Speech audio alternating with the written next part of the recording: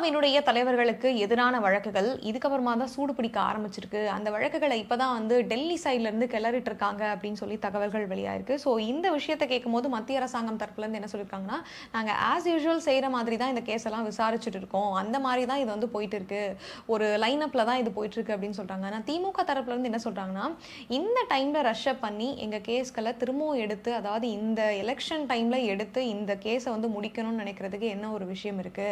இது அரசியல் நோக்கத்தோட தான் வந்து மத்திய அரசாங்கம் செயல்படுத்திட்டு வருது. அதுவும் டெல்லியில இருக்க உயர்நீதிமன்றம்ங்கிறத தாண்டி உச்சநீதிமன்றத்தில் இருக்க முக்கியமான வழக்குகளை இப்ப எடுத்து இவங்க கொண்டு வந்துட்டு இருக்காங்க அப்படின்னா வந்து இதனுடைய காரணம் என்னவா இருக்கும். ஸோ எங்களை மையப்படுத்தி இந்த 2026 தேர்தலை வந்து உடைக்கணும் அப்படிங்கிறதுக்காக தான் இதெல்லாம் பண்ணிட்டு இருக்காங்க. இவ்வளவு வருஷமா கிடப்பில போட்ட வழக்குகள்லாம் இப்ப ஏன் துரிதமா வந்து செயல்பட்டு இருக்கு அப்படின்னு சொல்லிட்டு நிறைய கேள்விகளை வந்து திமுக தரப்புல இருந்தும் எழுப்பியிருக்காங்க. ஏன் இவ்வளோ கேள்விகள் எழுப்புறாங்க அப்படின்னா, திமுகவினுடைய முக்கிய தலைவர்கள் வந்து இந்த வழக்கில் ஈடுபட்டிருக்காங்க. அவங்கள அடுத்து எப்படி லாக் பண்றதுங்கிறதுக்கான வழக்குகள் தான் இது அப்படின்னு சொல்லப்பட்டிருக்கு.